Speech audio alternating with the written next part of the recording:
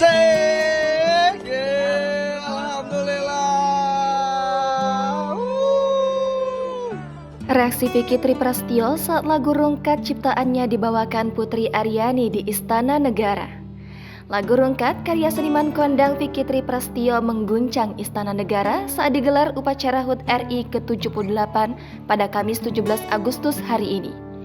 Vicky benar-benar tak terpikirkan kalau lagu Rungkat yang dipopulerkan sejak Oktober 2022 lalu membahana di Istana Negara dan membuat para tamu hingga pejabat tinggi negara turut bergoyang.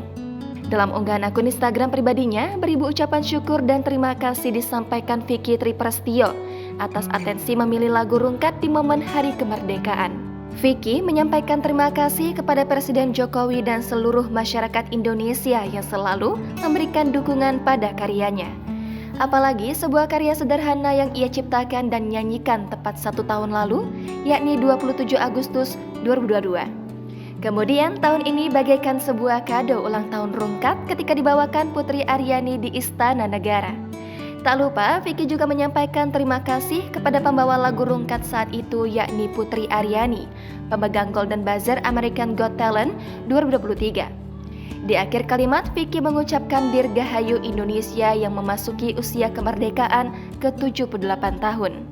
Seperti diketahui, perayaan Hari Kemerdekaan RI yang ke-78 tahun baru saja digelar di Istana Negara.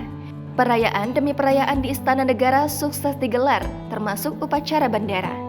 Usai melaksanakan detik-detik proklamasi, penampilan Putri Aryani berhasil menggoyangkan Istana Negara. Dalam penampilannya, Putri Aryani menyampaikan lagu dangdut berjudul Rungkat sebagai lagu kedua.